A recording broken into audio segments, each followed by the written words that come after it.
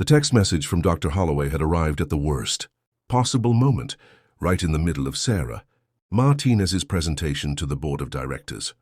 "I'm sorry, Mrs. Martinez. After 18 months of therapy, I believe Emma may never speak again. Some trauma runs too deep. We should discuss alternative communication methods." Sarah's hands trembled as she slipped her phone back into her blazer pocket, somehow managing to finish her quarterly projections. While her world crumbled silently around her, she was one of Silicon Valley's most powerful CEOs, commanding boardrooms and billion-dollar deals. But she couldn't fix the one thing that mattered most, her 7-year-old daughter's voice, stolen by the car accident that had taken everything from them 2 years ago. The irony wasn't lost on her, that she could make thousands of people listen with a single email. Yet she couldn't coax a single word from the person she loved most. Emma sat in the back seat of Sarah's Tesla, staring out the window with those haunting brown eyes that held all the words she couldn't say. They were heading to Maplewood Park, not for any therapeutic reason this time, but because Sarah had finally run out of hope and energy to try anything else. She had cancelled the rest of her meetings, ignored 17 urgent calls from investors, and driven aimlessly until she found herself pulling into the playground parking lot. Emma hadn't been to a regular playground in over a year. Sarah had been too afraid of the stares, the whispered conversations between other parents, the well-meaning strangers who would try to force Emma to speak with invasive questions and false cheerfulness. But today, with Dr. Holloway's words echoing in her head like a death sentence, Sarah felt reckless with grief and desperate for any kind of normalcy, even if it lasted only an hour. The afternoon sun cast long shadows across Maplewood Park as Sarah pulled into the parking lot. Emma pressed her face against the window, her eyes lighting up at the sight of the colorful playground equipment. This was their sacred time, no phones, no emails, no thoughts of quarterly reports or market projections. Sarah helped Emma out of her car seat, watching as her daughter immediately gravitated toward the swing set. The playground was moderately busy with the usual mix of nannies, stay-at-home parents, and other working mothers stealing precious moments with their children. Sarah settled onto a bench nearby, keeping a watchful eye while Emma began her routine of silent exploration. The swing set had always been Emma's favorite spot, perhaps because the rhythmic motion reminded her of being rocked to sleep. Sarah watched her daughter's small hands grip the chains as she pushed herself gently back and forth. Emma's long dark hair caught the afternoon breeze, and for moments like these, Sarah could almost forget the crushing silence that had become their new normal. Other children played loudly around them, laughing, shouting, negotiating playground rules with the fierce diplomacy only kids possessed. Emma observed it all with keen interest, but remained in her bubble of quiet observation. Sarah pulled out her phone to capture a photo, then thought better of it and slipped it back into her purse. "Mind if we share the swing set?" a warm male voice asked from beside her. Sarah looked up to see a man in his mid-30s, wearing jeans and a paint-splattered t-shirt, with kind eyes and an easy smile. He held the hand of a boy who appeared to be about Emma's age, maybe slightly older. The man's hair was tousled in that effortless way that suggested he'd been running around with his son rather than sitting on the sidelines. Sarah noticed paint under his fingernails and wondered if he was an artist or just someone who wasn't afraid to get messy.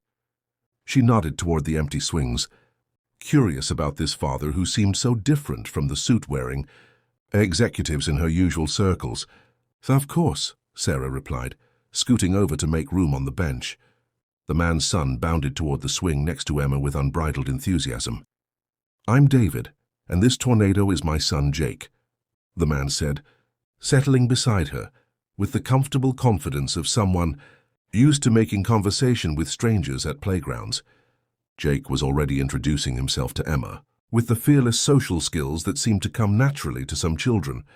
Sarah watched nervously as Jake chatted away, not yet realizing that Emma wouldn't respond verbally. She prepared herself for the awkward moment when Jake would ask why Emma wasn't talking back. Instead, something remarkable happened. Jake seemed completely unfazed by Emma's silence and simply continued his animated monologue about the best playground equipment. "Jake's quite the chatterbox," David observed with obvious affection, watching his son demonstrate what he claimed was the scientifically optimal way to achieve maximum swing height. He could make friends with a lamppost if given the chance. Sometimes I think he inherited double the social genes to make up for my introversion. Sarah found herself smiling genuinely for the first time in days.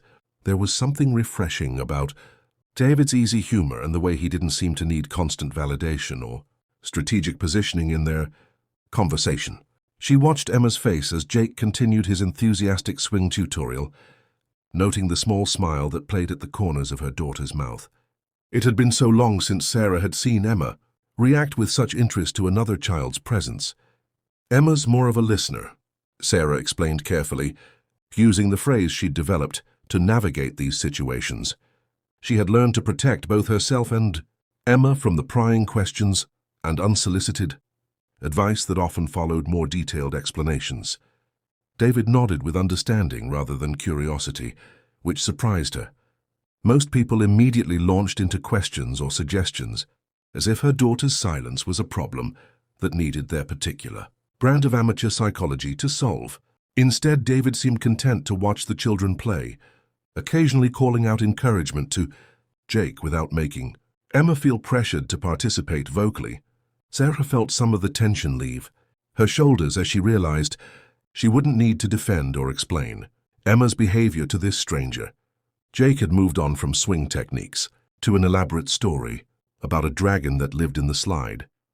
"The dragon isn't mean, though," he explained earnestly to Emma. "He just gets lonely because no one wants to play with dragons. But I think dragons would be excellent at hide and seek because they could hide behind their own wings." Sarah watched Emma nod along, clearly captivated by Jake's imaginative narrative. The boy had an incredible gift for storytelling, weaving details about the dragon's favorite foods, cotton candy clouds, and his biggest fear, vacuum cleaners, with the serious dedication of a master storyteller. David caught Sarah's eye and shrugged with parental pride. 3 years of bedtime stories will do that to a kid, he whispered. "I think I've created a monster." As Jake's dragon saga continued, Sarah found herself genuinely relaxed for the first time in weeks. David didn't feel the need to fill every silence with small talk, seemingly content to enjoy the afternoon and his son's creativity. "You know," Jake said suddenly, turning to Emma with the earnestness only children could muster, "I bet you have really good stories too. My dad says the best storytellers are the ones who listen first." Sarah's breath caught in her throat at the unexpected wisdom from this 8-year-old boy. Emma looked directly at Jake for a long moment, something passing between them that adults might miss but children understood instinctively. Sarah felt David's curious glance, but kept her eyes fixed on her daughter, watching for any sign of how Emma might respond to Jake's gentle observation. Then Jake did something that made Sarah's heart skip. He climbed down from his swing and walked over to Emma, not to pressure her or demand a response, but simply to be closer while he continued his story. "The dragon has a friend," he said, settling cross-legged in the mulch beside Emma's swing. "She's a princess, but not the kind who needs rescuing. She's the kind who rescues other people. But she does it quietly, like a ninja princess." Emma stopped swinging and turned to face Jake fully, her eyes wide with interest. Sarah found herself holding her breath, sensing that something important was happening, but afraid to disturb the delicate magic of the moment. David seemed to sense it too, his easy chattiness replaced by attentive silence as they both watched their children navigate this unexpected connection. Jake's voice dropped to a conspiratorial whisper as he continued his story.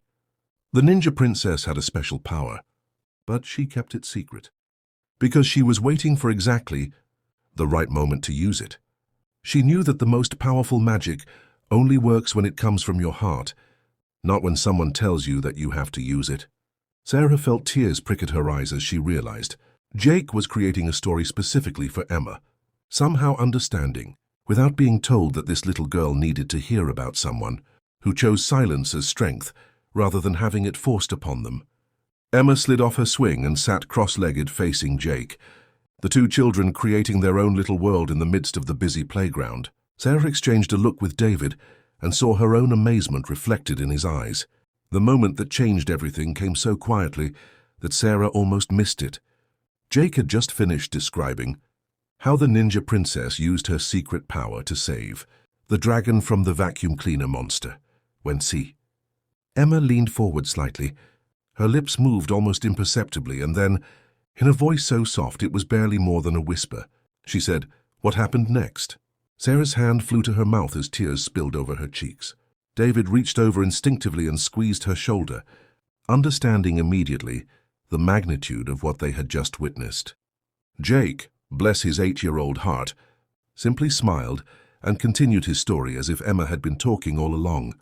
"Well," he said with the satisfied air of a storyteller who had found his perfect audience, "that's when things got really interesting. And for the first time in 2 years, Sarah heard her daughter laugh, sound more precious than any business deal she had ever closed, more valuable than any success she had ever achieved." As the sun began to set and other families started packing up their playground adventures, Sarah realized that sometimes the most important moments in life happened not in boardrooms or corner offices, but on swing sets with strangers who became friends. Emma had found her voice again, not through expensive therapy or medical intervention, but through the simple magic of a story told by a boy who understood that some people just needed the right listener. David exchanged numbers with Sarah, not as potential romantic interests, but as parents who had witnessed something beautiful together and wanted to nurture the friendship that had sparked between their children. As they walked back to their cars, Emma's small hand in hers, Sarah heard her daughter whisper, "Mommy, can we come back tomorrow?" And for the first time in 2 years, Sarah's heart felt completely, perfectly full. The following weeks brought changes that Sarah never could have anticipated when she first met David and Jake at the playground. Emma began speaking in small increments, first just to Jake during their regular playground meetups, then gradually to Sarah at home. Her voice was rusty from disuse, sometimes cracking on longer sentences, but each word felt like a precious gift, unwrapped slowly over time. Sarah found herself canceling fewer meetings, delegating more responsibilities to her capable team, and discovering that the world didn't end when she prioritized her daughter's healing over her company's quarterly projections. Emma's therapist was amazed by the breakthrough, noting that sometimes trauma healing happened in unexpected ways when children felt truly safe and understood. The playground became their sanctuary, a place where Emma could practice being heard. Without pressure or clinical observation, Jake proved to be exactly the friend Emma needed, patient, creative, and wonderfully unconcerned with the adult world's expectations about communication timelines. He would arrive each afternoon bursting with new stories, drawings, or ideas for playground adventures that required Emma's input and imagination. Sarah watched her daughter blossom under Jake's enthusiastic friendship, seeing Emma's personality emerge from behind the wall of silence she had built. Emma began drawing pictures of dragons and ninja princesses, leaving them on Sarah's nightstand with shy smiles that spoke volumes. David shared that Jake talked about Emma constantly at home, planning their next playground meeting with the dedication of a military strategist. The two children had found in each other something that adults often struggled to create: acceptance without conditions and friendship without agenda. David's presence in their lives brought an unexpected sense of community that Sarah hadn't realized she'd been missing. As a successful CEO, she was surrounded by people all day, but most relationships were transactional or strategic in nature. David was refreshingly direct and unpretentious, a freelance graphic designer who worked from home and seemed to measure success by his son's happiness rather than his bank account. Their conversations ranged from parenting challenges to favorite books to the absurd things their children said when they thought no one was listening. Sarah found herself looking forward to their playground bench conversations, almost as much as watching Emma's continued progress.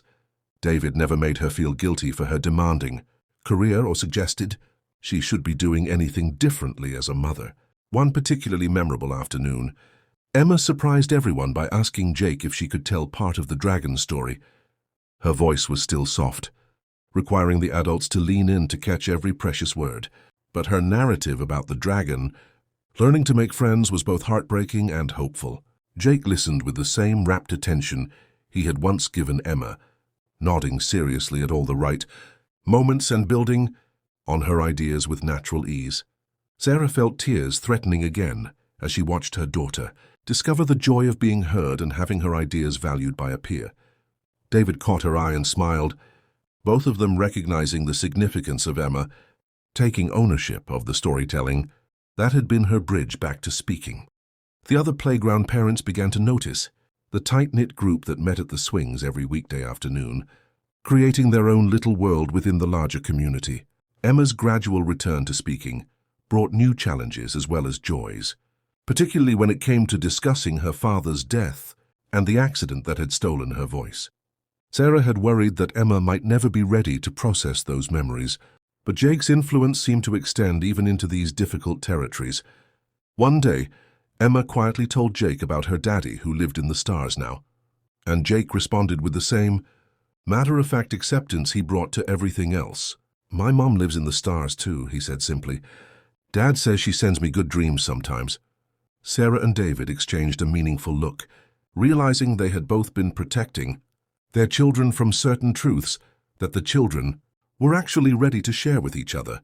Sometimes healing happened not through professional intervention, but through the honest conversations between souls who recognized similar wounds.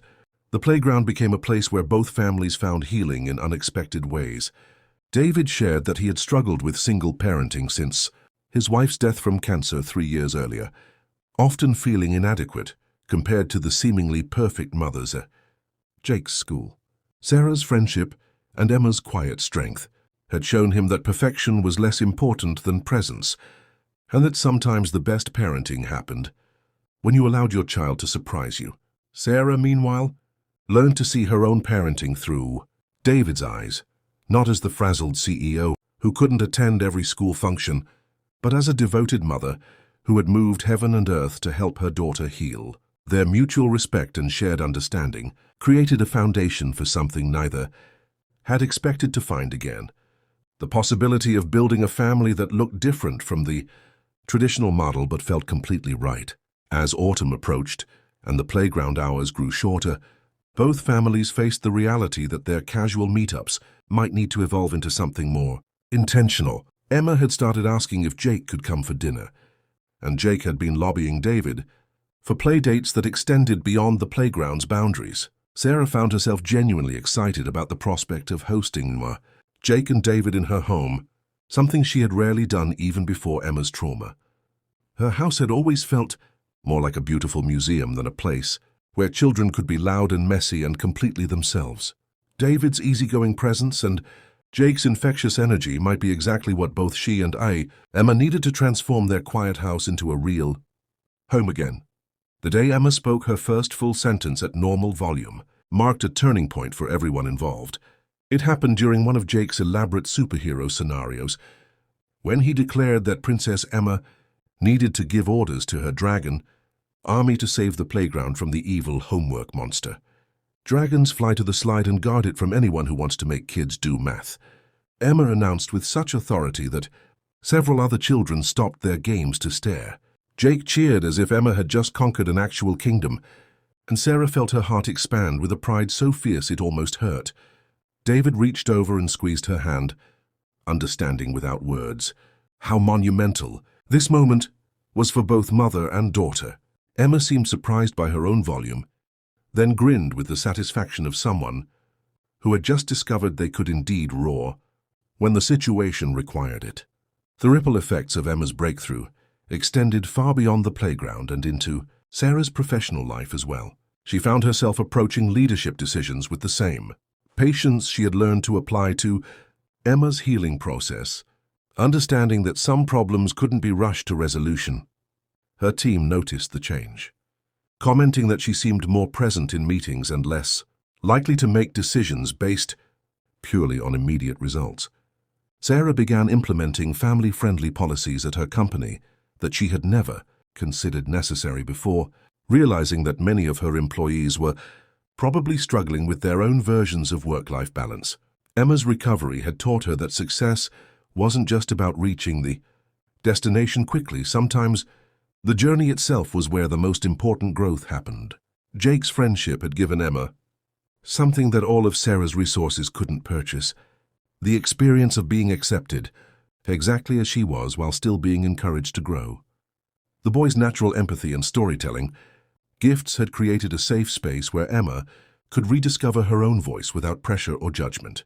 Sarah watched Emma become more confident, not just in speaking, but in expressing her opinions, preferences, and needs, skills that would serve her well beyond childhood. David marveled at how Emma's quiet wisdom seemed to balance Jake's exuberant energy, creating a friendship dynamic that brought out the best in both children.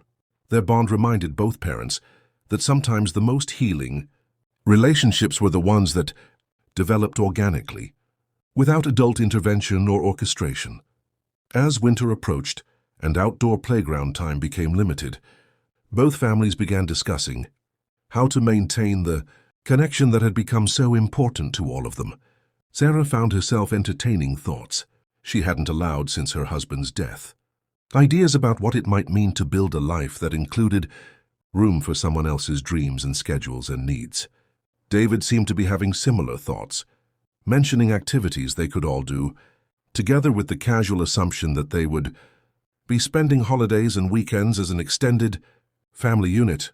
Emma and Jake took these discussions as confirmation that their friendship was permanent, making plans that stretched months and years into the future with the confidence that only children possessed. Their certainty helped the adults move past their own fears about risking their hearts again.